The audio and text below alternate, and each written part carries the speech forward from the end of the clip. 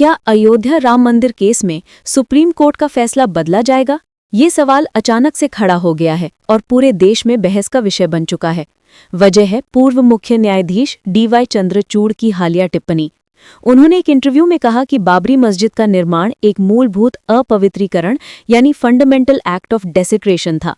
इस बयान ने उन तमाम चर्चाओं को दोबारा जिंदा कर दिया है जिन्हें लोग ये मानकर भूल चुके थे कि अयोध्या विवाद का अध्याय अब हमेशा के लिए बंद हो गया है।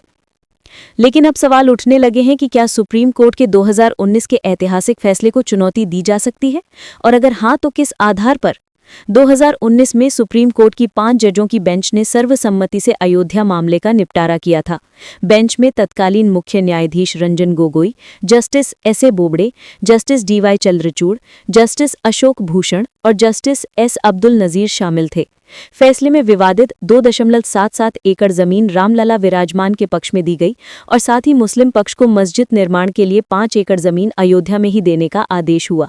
फैसले में स्पष्ट कहा गया कि ये विवाद आस्था और साक्ष्यों दोनों पर आधारित था, लेकिन अदालत का निष्कर्ष सबूतों पर खड़ा था। और सबसे अहम बात, अदालत ने कहा कि इस बात के पुख्ता सबूत नहीं है कि बाबरी मस्जिद किसी मंदिर को तोड़कर बनाई गई थी। यानी अदालत का आधिकारिक निष्कर्ष ये था कि मंदिर को तोड़कर मस्जिद बनाने का दावा प्रमाणित नहीं हुआ।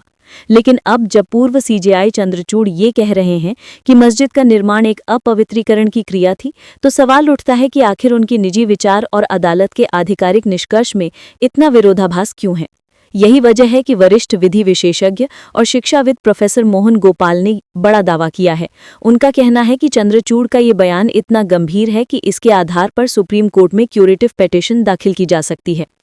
क्यूरेटिव पिटीशन असल में सुप्रीम कोर्ट में न्याय पाने का आखिरी दरवाजा मानी जाती है। जब कोई फैसला आ जाता है, उस पर पुनर्विचार याचिका यानी रिव्यू पिटीशन भी खारिज हो जाती है।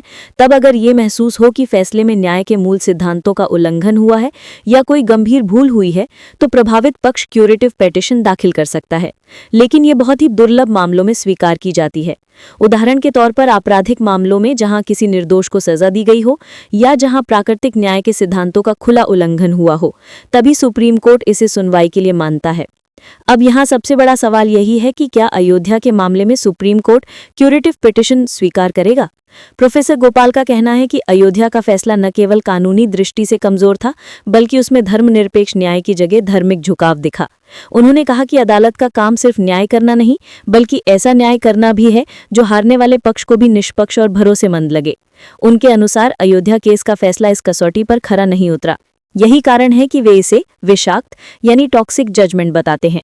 लेकिन अगर व्यावहारिक रूप से देखा जाए तो 2019 के फैसले को बदल पाना लगभग नामुमकिन लगता है। पहला कारण है कि ये फैसला सर्वसम्मति से आया था। 5 जजों ने मिलकर एक मत से फैसला सुनाया था। दूसरा, इस फैसले पर पुनर्विचार याचिका पहले ही दायर की गई थी और सुप्रीम कोर्ट ने उसे खारिज कर दिया था। तीसरा, सुप्रीम कोर्ट के इतिहास में शायद ही कोई ऐसा बड़ा मामला रहा हो जिसमें क्यूरेटिव पिटीशन के आधार पर फैसला पलटा गया हो। यानी कानूनी दृष्टि से इसकी संभावना बेहद कम है। लेकिन फिर भी चंद्रचूड़ की टिप्पणी ने जनमत में हलचल जरूर पैदा कर दी है।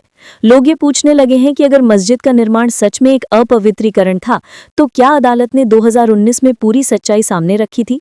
क्या उस फैसले को केवल सबूतों पर आधारित कहा जा सकता है या उसमें आस्था और राजनीति की भी भूमिका थी? ये सवाल आज देश भर में चर्चा का विषय है। मुस्लिम पक्ष का हमेशा से ये तर्क रहा है कि सुप्रीम कोर्ट ने अपने ही निष्कर्षों को नजरअंदाज किया। अगर कोर्ट ने कहा कि मस्जिद किसी मंदिर को तोड़कर नहीं बनाई गई, तो फिर जमीन हिंदू पक्ष को क्यों दी गई? ये तर्क आज भी कई बुद्धिजीवी और कानूनी विशेषज्ञ उठाते हैं। वहीं हिंदू पक्ष का कहना है कि रामलला की आस्था और साक्ष्य दोनों ही उनके पक्ष में थे और फैसला पूरी तरह न्यायसंगत था। अगर ये मामला दोबारा खुलता है तो इसका असर केवल कानूनी दायरे तक ही सीमित नहीं रहेगा। इसका असर राजनीति और समाज दोनों पर गहरा पड़ेगा। अयोध्या में राम मंदिर का निर्माण अब लगभग पूरा हो चुका है। इसका उद्घाटन भी हो चुका है और करोड़ों श्रद्धालु वहां जाकर दर्शन कर रहे हैं। ऐसे में अगर सुप्रीम कोर्ट में फिर से इस मुद्दे पर बहस छिड़ती है, तो ये राजनीतिक दलों के लिए भी बड़ा हथियार बन सकता है।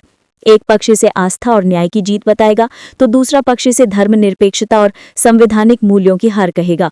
सवाल ये भी है कि पूर्व CJI चंद्रचूड़ ने ये बयान क्यों दिया? क्या ये सिर्फ एक अकादमिक दृष्टिकोण है या फिर उनके मन में ये सचमुच द्वंद्व था कि जो फैसला उन्होंने लिखा था उसमें कुछ और निष्कर्ष निकल सकते थे?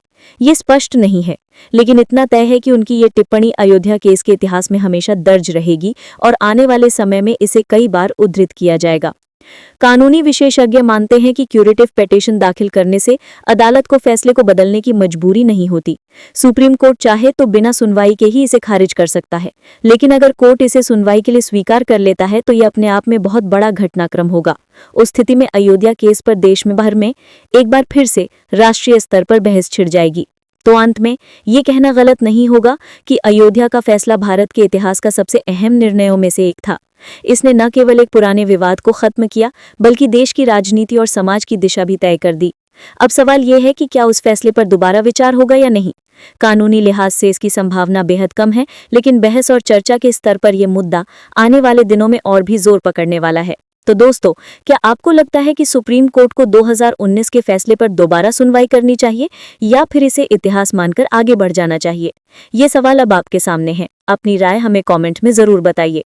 और अगर आपको ये जानकारी उपयोगी लगी हो तो इसे लाइक और शेयर करें। साथ ही चैनल को सब्सक्राइब करना न भूलें, क्योंकि देश और दुनिया से जुड़ी हर बड़ी खबर हम आपके लिए लेकर आते रहेंगे।